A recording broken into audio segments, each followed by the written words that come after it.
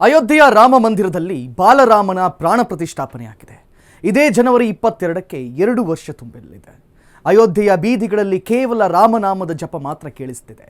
ಅದರ ಜೊತೆಗೆ ಈ 2 ವರ್ಷಗಳಲ್ಲಿ ಅಯೋಧ್ಯೆ ಸಾಂಸ್ಕೃತಿಕ ವಾಣಿಜ್ಯಿಕ ದೃಷ್ಟಿಯಿಂದ ಅಭೂತಪೂರ್ವ ಅನ್ನಿಸುವಷ್ಟು ಬೆಳವಣಿಗೆ ಸಾಧಿಸಿದೆ. ಅಯೋಧ್ಯೆಯ ಬೆಳವಣಿಗೆಯ ಬಗೆಗಿನ ಕಂಪ್ಲೀಟ್ ಡೀಟೇಲ್ಸ್ ಇಲ್ಲಿದೆ ನೋಡಿ. ಜೈ ಶ್ರೀರಾಮ್ ಜೈ ಶ್ರೀರಾಮ್. ಇದು ಉತ್ತರ ಪ್ರದೇಶದ ಅಯೋಧ್ಯೆಯಲ್ಲಿ ಈಗ ಮೊಳಗ್ತಾ ಇರುವಂತಹ ಜಯಘೋಷ. ಪ್ರಭು ಶ್ರೀರಾಮಚಂದ್ರನ ಜನ್ಮಭೂಮಿಯ ಮೇಲೆ ಮೂಲೆ ಮೂಲೆಯಲ್ಲಿಯೂ ಕೂಡ ಈಗ ಕೇವಲ ರಾಮನಾಮವೇ ಆವರಿಸಿಕೊಂಡಿದೆ. 500 ವರ್ಷಗಳ ಸತತ ಹೋರಾಟ ಹಾಗೂ ಸುಪ್ರೀಂ ಕೋರ್ಟ್ ಆದೇಶದಂತೆ ರಾಮ ಜನ್ಮಭೂಮಿ ಅಯೋಧ್ಯೆಯಲ್ಲಿ ಭವ್ಯವಾದ ರಾಮ ಮಂದಿರ ನಿರ್ಮಾಣವಾಗಿದೆ. ಆ ರಾಮ ಮಂದಿರದ ಗರ್ಭಗುಡಿಯಲ್ಲೀಗ ಬಾಲರಾಮ ಮುಗುಳು ನಗೆಯೊಂದಿಗೆ ವಿರಾಜಮಾನನಾಗಿದ್ದಾನೆ. ರಾಮ ಮಂದಿರದಲ್ಲಿ ಬಾಲರಾಮನ ಮೂರ್ತಿಗೆ ಪ್ರಾಣ ಪ್ರತಿಷ್ಠಾಪನೆಯಾಗಿ ಇದೇ ಜನವರಿ 22ಕ್ಕೆ 2 ವರ್ಷ ತುಂಬಿದೆ. ರಾಮಲಲ್ಲನಿಗೆ ಪ್ರಾಣ ಪ್ರತಿಷ್ಠಾಪನೆಯ ದೃಶ್ಯಗಳನ್ನು ಇಡೀ ದೇಶವೇ ನೋಡಿ ಕಣ್ತುಂಬಿಕೊಂಡಿದೆ. ಆದರೆ ಈ 2 ವರ್ಷಗಳಲ್ಲಿ ಅಯೋಧ್ಯೆಯ ಚಿತ್ರಣವೇ ಸಂಪೂರ್ಣವಾಗಿ ಬದಲಾಗಿದೆ. ಅಯೋಧ್ಯೆಗೆ ಭೇಟಿ ನೀಡ್ತಿದ್ದಂತಹ ಭಕ್ತರಿಗೆ 2020ರವರೆಗೂ ಕಾಣ್ತಾ ಇದ್ದದ್ದು ಕೇವಲ ಚಿಕ್ಕ ಟೆಂಟ್ನಲ್ಲಿದ್ದಂತಹ ರಾಮಲಲ್ಲನ ಮೂರ್ತಿ ಮಾತ್ರ. ಅಷ್ಟಾದರೂ ಭಕ್ತರಿಗೆ ಅನೇಕ ನಿಯಮಗಳಿದ್ವು. ಮೂರ್ತಿಗೆ ದೂರದಿಂದಲೇ ಕೈ ಮುಗಿಬೇಕು, ಭದ್ರತಾ ಪಡೆಗಳು ಹತ್ತಿರ ಹೋಗೋಕೆ ಬಿಡ್ತಾ ಇರಲಿಲ್ಲ. ಹಾಗಾಗಿ ಪುಟ್ಟ ಟೆಂಟ್ನಲ್ಲಿ ರಾಮನ ಮೂರ್ತಿಯನ್ನು ಕಂಡ ಭಕ್ತರು ಭವ್ಯ ರಾಮ ಮಂದಿರ ಯಾವಾಗ ನಿರ್ಮಾಣವಾಗುತ್ತೋ ಅನ್ನೋ ಸಂಕಟದಲ್ಲೇ ವಾಪಸ್ಸಾಗ್ತಾ ಇದ್ರು. ಆದರೆ 2020ರ ಆಗಸ್ಟ್ ನಂತರ ಪರಿಸ್ಥಿತಿ ಬದಲಾಯಿತು. ಪ್ರಧಾನಿ ನರೇಂದ್ರ ಮೋದಿ 2020ರ ಆಗಸ್ಟ್ 5ರಂದು ರಾಮ ಮಂದಿರಕ್ಕೆ ಶಿಲಾನ್ಯಾಸವನ್ನು ನೆರವೇರಿಸ್ತಾ ಇದ್ದಂತೆ ಮಂದಿರ ನಿರ್ಮಾಣದ ಕನಸು ಚಿಗುರುಗೊಂಡಿತು. ಮುಂದೆ ಮಂದಿರ ನಿರ್ಮಾಣದ ಕಾರ್ಯ ವೇಗ ಪಡೆದುಕೊಂಡು 2022ರ ಜನವರಿ 22ರಂದು ಮಂದಿರದ ಗರ್ಭಗುಡಿಯಲ್ಲಿ ಬಾಲರಾಮನ ಮೂರ್ತಿಗೆ ಪ್ರಾಣ ಪ್ರತಿಷ್ಠಾಪನೆ ನಡೆದಿತ್ತು. ಈಗ ಇತಿಹಾಸ. ಬಾಲರಾಮನ ಮೂರ್ತಿಗೆ ಪ್ರಾಣ ಪ್ರತಿಷ್ಠಾಪನೆ ನಡೆದು ಇದೀಗ ಬರ್ತಿ 2 ವರ್ಷ ತುಂಬಿದೆ. ಈ 2 ವರ್ಷಗಳಲ್ಲಿ ಈ ರಾಮ ಮಂದಿರ ಆಧುನಿಕ ಭಾರತದ ಸಾಂಸ್ಕೃತಿಕ ಹೆಗ್ಗುರುತಾಗಿ ಬದಲಾಗಿದೆ. ಶ್ರೀರಾಮ ಮಂದಿರ ಟ್ರಸ್ಟ್ ವತಿಯಿಂದ ಪ್ರಾಣ ಪ್ರತಿಷ್ಠಾಪನೆಯ 2ನೇ ವಾರ್ಷಿಕೋತ್ಸವವನ್ನು ಅದ್ಧೂರಿಯಾಗಿ ಆಚರಿಸಲಾಗಿದೆ. ಪ್ರಾಣ ಪ್ರತಿಷ್ಠಾಪನೆಯ ನಂತರ ಅಯೋಧ್ಯೆಯ ಚಹರೆಯೇ ಸಂಪೂರ್ಣವಾಗಿ ಬದಲಾಗಿದೆ. ರಾಮನವಮಿ, ಯುಗಾದಿ, ದೀಪಾವಳಿ ಮುಂತಾದ ಪ್ರಮುಖ ಹಬ್ಬಗಳ ಸಂದರ್ಭದಲ್ಲಿ ಲಕ್ಷಾಂತರ ಭಕ್ತರು, ಆಧ್ಯಾತ್ಮಿಕ ಚಿಂತಕರು, ನಾನಾ ಪೀಠಾಧಿಪತಿಗಳು ಅಯೋಧ್ಯೆಗೆ ಭೇಟಿ ನೀಡುತ್ತಿದ್ದಾರೆ. ಹಾಗಾಗಿ ಸರಯೂ ನದಿ ತಟದ ಚಿತ್ರಣವೇ ಸಂಪೂರ್ಣವಾಗಿ ಬದಲಾಗಿದೆ.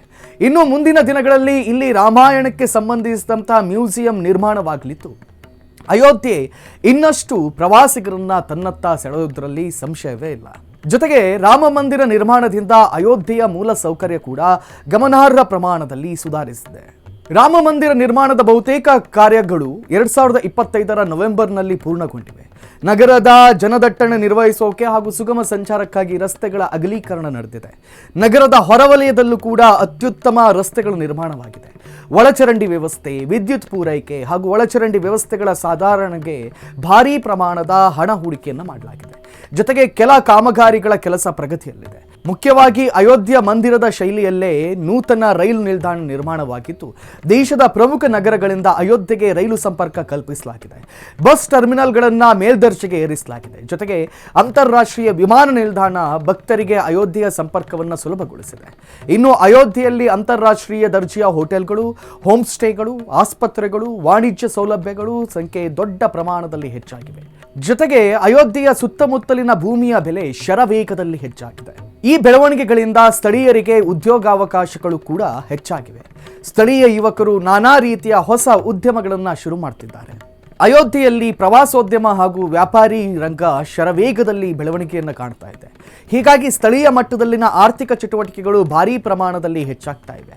ಇನ್ನು ಅಯೋಧ್ಯೆಗೆ ಭೇಟಿ ಕೊಡ್ತಾ ಇರುವಂತಹ ಪ್ರವಾಸಿಗರ ಸಂಖ್ಯೆ ಹೆಚ್ಚಾಗ್ತಾ ಇರೋದ್ರಿಂದ ಅಲ್ಲಿನ ಭದ್ರತಾ ವ್ಯವಸ್ಥೆಯನ್ನು ಕೂಡ ನಿರ್ವಹಿಸೋದು ಸವಾಲಾಗಿ ಪರಿಣಮಿಸುತ್ತಿದೆ. ಹೀಗಾಗಿ ಭದ್ರತೆಗಾಗಿ ವಿಶೇಷ NSG ಕೇಂದ್ರ ಇದೇ ವರ್ಷ ಸ್ಥಾಪನೆ ಆಗಲಿದೆ.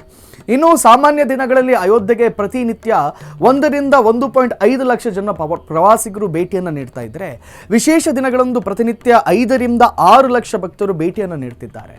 ಆದರೆ 2025ರ ಜನವರಿ ಫೆಬ್ರವರಿಯಲ್ಲಿ ನಡೆದಂಥ ಕುಂಭಮೇಳ ಸಂದರ್ಭ ನಿತ್ಯವೂ ಕೂಡ ಅಲ್ಲಿ 10ರಿಂದ 12 ಲಕ್ಷ ಭಕ್ತರು ಭೇಟಿ ನೀಡಿದ್ದು ದಾಖಲೆಯಾಗಿದೆ.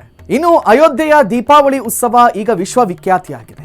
ಯುಪಿ ಸರ್ಕಾರದಿಂದ 2025 ಅಕ್ಟೋಬರ್ 19ರಂದು ನಡೆದಂತಹ ದೀಪೋತ್ಸವ ಈಗ 2 ವಿಶ್ವ ದಾಖಲೆಗಳನ್ನು ತನ್ನ ಹೆಸರಿಗೆ ಬರೆಸಿಕೊಂಡಿವೆ.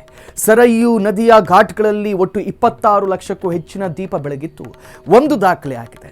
ಇನ್ನು ಡ್ರೋನ್ ಮೂಲಕ ದೀಪಗಳ ಸಂಖ್ಯೆಯನ್ನು ಪರಿಶೀಲಿಸಿದ ಗಿನ್ನಿಸ್ ಬುಕ್ ಆಫ್ ವರ್ಲ್ಡ್ ರೆಕಾರ್ಡ್ನ ಅಧಿಕಾರಿಗಳು ನೂತನ ಗಿನ್ನಿಸ್ ದಾಖಲೆ ಸೃಷ್ಟಿಯಾಗಿರುವುದನ್ನು ಖಚಿತಪಡಿಸಿದ್ದಾರೆ.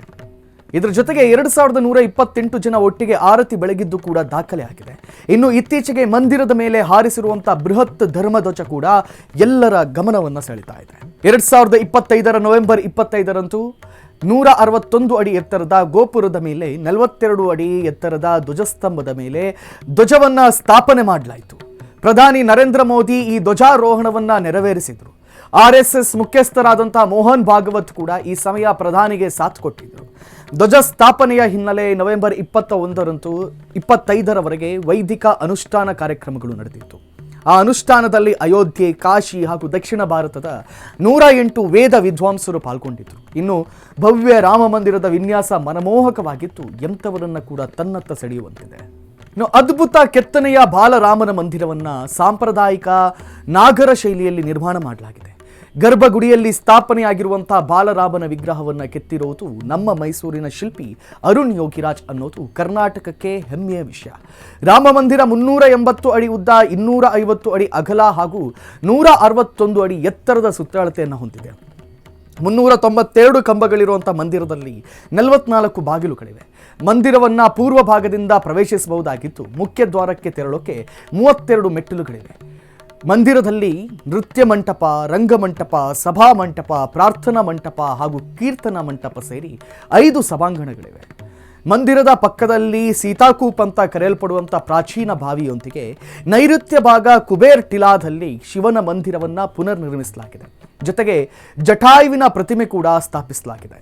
ಇದಾಗಿತ್ತು ಈ ಹೊತ್ತಿನ ಸ್ಪೆಷಲ್ ಸ್ಟೋರಿ. ನೋಡ್ತಾ ಇರಿ ಅಶ್ವವೇಗ, ಇದು ಸತ್ಯಾನ್ವೇಷಣೆಯ ಓಟದಲ್ಲಿ.